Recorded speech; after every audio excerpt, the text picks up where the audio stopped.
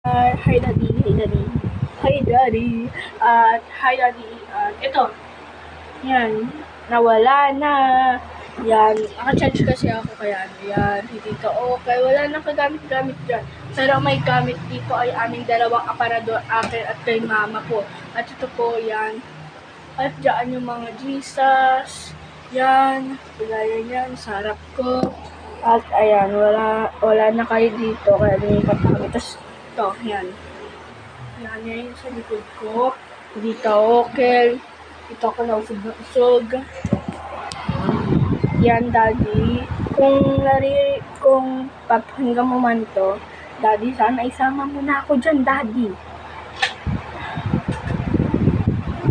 Anak mo ako, pero, inaamin ko na, alam ko na anak mo ko. Pero, ba't iniiwan mo ako dahil lang dyan ka lang Mama Jaja?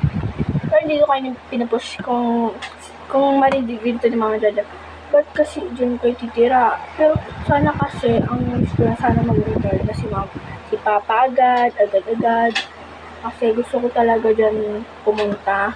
Kasi first time ko na magkaroon ng kwarto sa buong buhay ko, kahit kailan, kahit dyan sa Esbol. Hindi ako nagkaroon ng kwarto. Diyan lang yata. Tsaka, Kuya Nathan, kung narinig mo man to, Kuya Nathan, tawagin ninyo. Kuya Nathan, sa huling pagsasama natin, yung siway nagkakalala tayo sa Golden Heights, hanggang school, hanggang dito.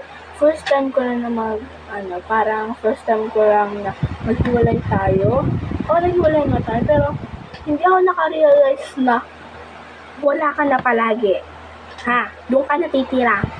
Oo, dati, di ba doon ako sa school, kasi ko dito. Hindi naman yung malayo, pero grabe, mag-jeep, bago makapunta sa ID dito, lakad lang. Kaya sana, kasama yun ako dyan, o kaya mag-retire na si Papa, kasi mamaya ako makatulog dito sa kakatiyak. Yan, bye-bye po mga Jaja. I love you po, Mama Jaja. I love Daddy, Kuya Nathan, mas ikaw na Kuya Nathan. Love you.